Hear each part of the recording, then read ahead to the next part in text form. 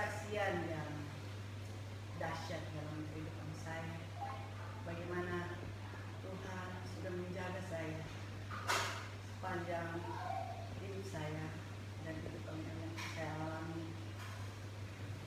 Dua minggu lalu saya tidak ibadah karena saya lagi sibuk mempersiapkan diri untuk masuk rumah sakit. 2 minggu lalu saya bisa ikut ibadah dengan saudara-saudara jemaat gitu di CL Citraland di rumah sakit. Hari ini saya ibadah di rumah sama keluarga. Puji Tuhan, itu semua adalah berkat yang luar biasa dari Tuhan. Saya tidak pernah merasa kalau saya bisa dilawat Tuhan demikian dahsyat. Dapat tidak saya dinyatakan terkonfirmasi COVID positif pada waktu hari Sabtu, di saat hasil swab saya dinyatakan positif. Itu saya tahu itu tanpa sisinya. Itu terjadi pada waktu saat saya jaga di rumah sakit hari Rabu. Tiba-tiba adik-adik residen minta kalau saya mau untuk periksa. Kebetulan mereka mau kumpul-kumpul untuk cek rapid test karena kebetulan ada beberapa adik-adik residen itu terpapar. Nah, saya juga karena sering berkecimpung dengan pasien, jadi saya merasa jadi saya dengan senang hati melakukan pemeriksaan. Ya, pada saat mereka periksa semua diambil darah ternyata dari sekian residen itu ada satu sejawat lagi SPOG yang terpapar, semua mereka negatif. Tapi ada saya, rapid test saya, dan anak saya, kebetulan Michelle adalah salah satu residen Popski. Itu hasilnya sama-sama, tipis sekali, tidak jelas. Nah, karena ragu-ragu mereka sampai ambil sampai 2 kali ke saya. Dan hasilnya memang secara dengan mata saya yang sudah mulai tua dan memang ada minus ini, memang hasilnya tipis, tidak jelas. Nah, kebetulan anak saya Michelle, dia sebelum menjadi residen dia kerja di dinas laboratorium dinas kesehatan provinsi. Dia berkonsultasi dengan temannya, dia foto, dia konsultasi, dan hasilnya menurut mereka sesuai dengan pengalaman mereka itu katanya positif.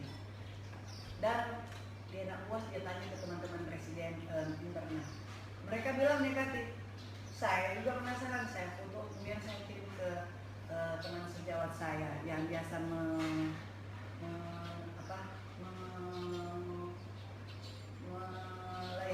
COVID ini. Dia bilang, oh ini negatif, kata Joyce. Oh, begitu. Jadi sudah menang. Jadi saya masih tetap melanjutkan jaga itu hari Rabu itu, malam itu seperti biasa saja. Pagi-paginya saya masih kerja seperti biasa. Sepulang dari situ, kebetulan itu adalah hari Kamis, hari kenaikan Tuhan Yesus. Saya dengan anak saya si Michelle ke Labkes. Kebetulan sudah hubungi teman, ternyata mereka di Labkes tetap buka walaupun libur. Dia dilakukan pemeriksaan. Sudah hasilnya nanti ditunggu sore. Jadi kebetulan ambil lagi di rumah, orang-orang di rumah, suami, anak-anak, ambil darah, kemudian diperiksa, diputar 1 kali. Sorenya ketahuan semua mereka negatif dan saya, khususnya Michelle, positif, reaktif. Ya sudah. Akhirnya saya lapor ke ketua COVID kita di Rumah Sakit Umum Pusat Kano. Mereka bilang kita harus lanjutkan dengan swab. Nah, swab dilaksanakan hari Jumat sore, kemudian hasilnya mereka putar Sabtu siang sekitar jam 1 lewat begitu, telepon bunyi bilang Dr. Joyce positif. si Michelle negatif. Oh haleluya.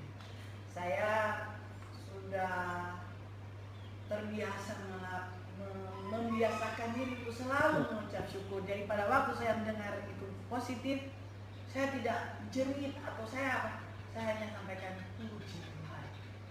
Hasil sudah ada, ya sudah. Saya mau menyatakan dengan saudara di rumah, saya di kamar saja, tidak anak-anak langsung menyiapkan untuk saya sendiri di kamar. Jadi saya langsung memisahkan diri di kamar.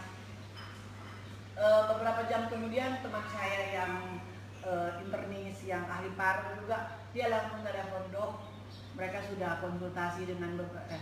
Coba dokter lanjut dulu dengan pemeriksaan CT scan toraks. Nggak usah foto toraks aja CT scan.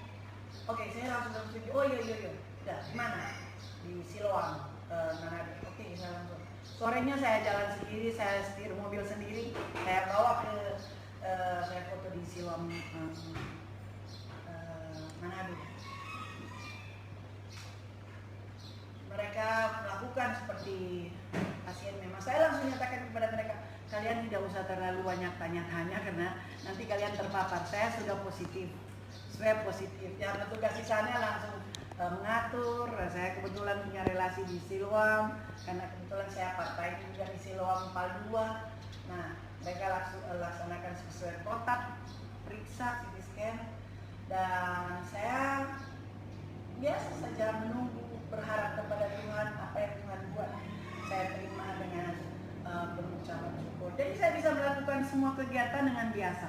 Saya pulang, setir, semua lakukan apa, ada lagi yang saya bisa lakukan, saya lakukan. Malam, karena sudah jam 8 belum ada hasil, saya telepon. Nah, sekitar jam 9 malam teman saya telepon, dokter, dok, kami sudah berembuk, sudah bicara dengan tim, dokter sebaiknya istirahat di rumah sakit saja. Soalnya isolasi di rumah sakit karena ternyata hasil CT scan toraks walaupun minimal tapi ada gambaran GGO, itu khas untuk viral infection. Jadi akhirnya saya langsung oh iya, saya siap. Saya juga tidak mau orang rumah stres dengan keadaan saya. Jadi saya putuskan malam itu saya langsung semua pada sudah tidur, saya langsung beres-beres, masukin barang di koper segala macam. Pagi hari sudah siap-siap, anak-anak juga langsung siap-siap, mereka bantu apa yang mesti dibawa ke rumah sakit, jadi persiapan rumah sakit. Sekitar jam gereja, tapi kami sudah harus masuk. Sambil menuju rumah sakit Kando, saya berkonsultasi, ternyata ruangan penuh. Jadi saya konsultasi dengan direktur di rumah sakit Paldua, bagaimana kalau saya istirahat di rumah sakit Siloam Paldua. Nah, beliau dengan upayanya saya akhirnya berhasil saya rawat di rumah sakit Siloam Paldua. Jadi hari Minggu, 2 minggu lalu saya masuk di rumah sakit Siloam Paldua. Kemudian dengan perawatannya yang sangat profesional, mereka merawat saya, melakukan tindakan rutin, mulai melakukan pemeriksaan darah, EKG secara rutin, dan itulah kekuatan yang dari Tuhan yang saya miliki, yang saya percaya. Kekuatan yang ada itu bukan dari saya. Saya tidak mampu, tapi karena saya merasa ada Tuhan yang besar yang ada dalam hidup saya mampu melayani, menghadapi semua itu. Saya ini lewati itu dengan tanpa ketakutan, itu yang saya.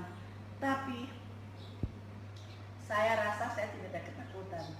Tapi ternyata tubuh saya itu menampilkan mereka. Saya tahu tekanan darah saya itu biasanya rendah. Saya sudah banyak itu 110. Biasanya bermain di 100, 110, ya kadang-kala 90, tapi itu bukan masalah buat saya. Kalau sudah naik 100 atau sampai 120. Kalau sudah 130 itu berarti saya sudah kecapean, tegang atau apa. Saya tidak merasa itu. Tapi pada waktu mereka melakukan pemeriksaan rutin pagi-pagi pertama kali itu, waktu baru iya, mereka tensi berapa? Dok, 140/90.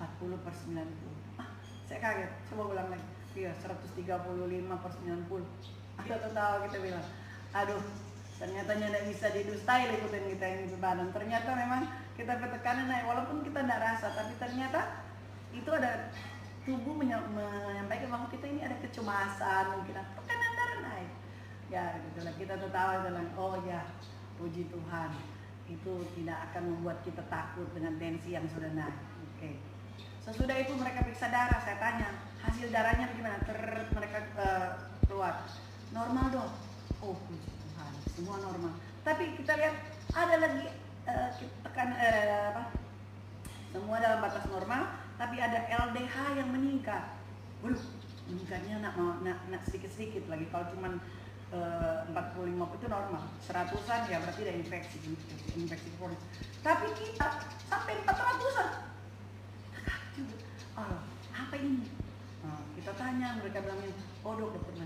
Tapi saya kan baca, kebetulan jadi saya baca, aduh ada peningkatan. Ini tanda-tanda LDH meningkat, D-dimer meningkat, nah, itu prognosanya kurang baik. Saya diambil D-dimer, saya menunggu hasil D-dimer. Ternyata beberapa hari kemudian ada hasil D-dimer. D-dimernya menyatakan bahwa saya meningkat jauh, 200 normal. Kurang dari 200 normal. Saya 1000-an. Oh my God. Mereka mungkin berdiskusi, tapi saya menerima itu dengan, saya langsung baca apa artinya itu. Oh, itu di diaper itu menyatakan prognosa buruk. Nah, jadi kalau memang saya dapat sampai sebegitu, puji Tuhan, kita masih kuat sampai saat ini dan tidak ada ketakutan sama sekali. Saya serahkan semuanya pada Tuhan. Dengan saya membaca, aduh, prognosa buruk. Betul. Akhirnya dengan menerima hasil itu, dokter jantung, dokter penyakit dalam di rumah sakit mereka sudah berembuk, saya harus diberikan obat antikoagulan dan itu harus disuntikan selama 5 hari di perut. Itu mungkin kalau ada yang lihat video saya disuntik di perut, itu disuntik dengan antikoagulan, heparin. Itu supaya, karena ternyata memang benar itu infeksi virus COVID itu dia mengentalkan, membuat darah aliran darah itu mengental, ya, terjadi bisa terjadi akhirnya yang terburuk adalah DIC, ya, apa itu masa awam. Jadi itu bisa aja tiba-tiba kita terhenti aliran darah karena kekentalan yang terjadi. Oh haleluya, kita baca itu, tapi jadi kita nikmati, jadi kita bilang silahkan lakukan saja apa yang, tapi itulah kekuatan dari Tuhan yang ada di tubuh saya, di keyakinan saya bahwa Tuhan tidak pernah akan meninggalkan saya. Saya begitu yakin dan sangat yakin, saya tidak pernah ada ketakutan. Saya bawa itu dalam doa dan penyembahan setiap malam. Memang benar, saya bisa melakukan semua kegiatan selama saya tinggal di rumah sakit. Saya karena saya merasa ada Tuhan dan tidak ada masalah yang saya harus takut. Jadi saya lakukan, saya berdiskusi dengan teman, saya melakukan kalau ada yang perlu itu, sehingga ada teman saya waktu kami diskusi, kebetulan saya ada di grup COVID di Malalaya, saya berdiskusi dengan teman saya, kemudian akhirnya hasil diskusi itu mereka bilang, oh kita harus rapat besok. Teman saya bilang, jadi nanti ketemu besok, kita bilang oke siap ketemu. Padahal saya sudah di rumah sakit, gitulah. Jadi saya berdiskusi aktif dengan teman-teman. Kemudian saya berdiskusi rapat juga dengan teman-teman di bagian. Saya tidak merasa saya sakit, saya tidak merasa saya. Padahal tubuh saya menggambarkan saya sedang menuju ke prognosa buruk. Tapi itulah Tuhan begitu baik dalam kehidupan saya. Saya tidak ada ketakutan sama sekali. Saya pikir kalau seandainya memang sudah waktu Tuhan, itu adalah waktu Tuhan. Jadi saya tetap melakukan semua kegiatan gitu. Kemudian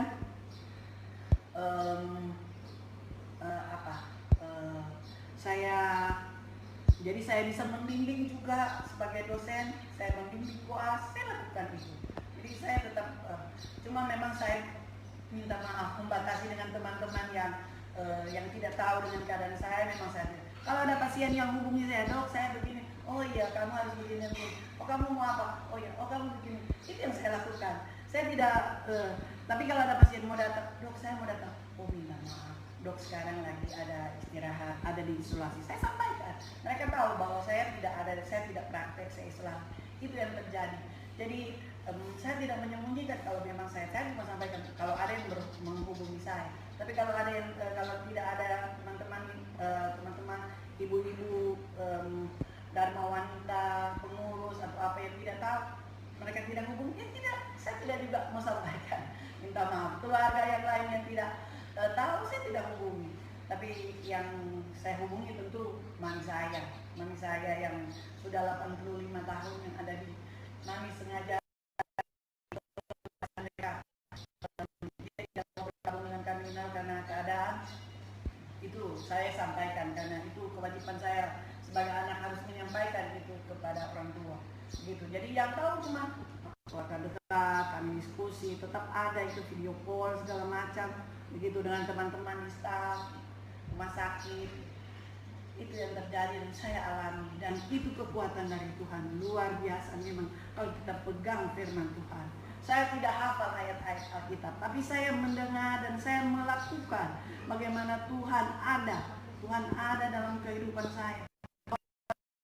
Ketakutan tidak perlu ada roh, karena roh Tuhan memberikan kekuatan kepada kita. Tadi juga benar firman Tuhan di ibadah kita sama dengan yang saya lakukan. Saya tidak hafal itu ayat, tapi ternyata tadi firman Tuhan dia menyatakan bahwa benar roh itu tidak ada ketakutan karena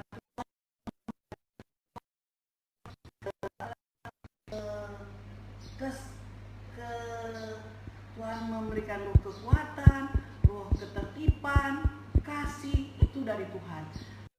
Dan itu saya tidak hafal, tapi saya lakukan semua apa yang ada di firman. Seperti firman juga bilang, hati yang gembira itu adalah obat yang manjur. Jadi kita mau cari apa? Kenapa kita mesti takut? Kita tidak akan memberikan kesempatan ketakutan itu ada dalam. Itu mungkin yang membuat saya bisa cepat pulang, bisa cepat berada di rumah. Jadi saya berada di rumah sakit cuma karena ada pemeriksaan, menunggu itu sambil menunggu swab untuk memastikan bahwa kita harus 2 kali negatif baru bisa pulang. Itu pas waktunya.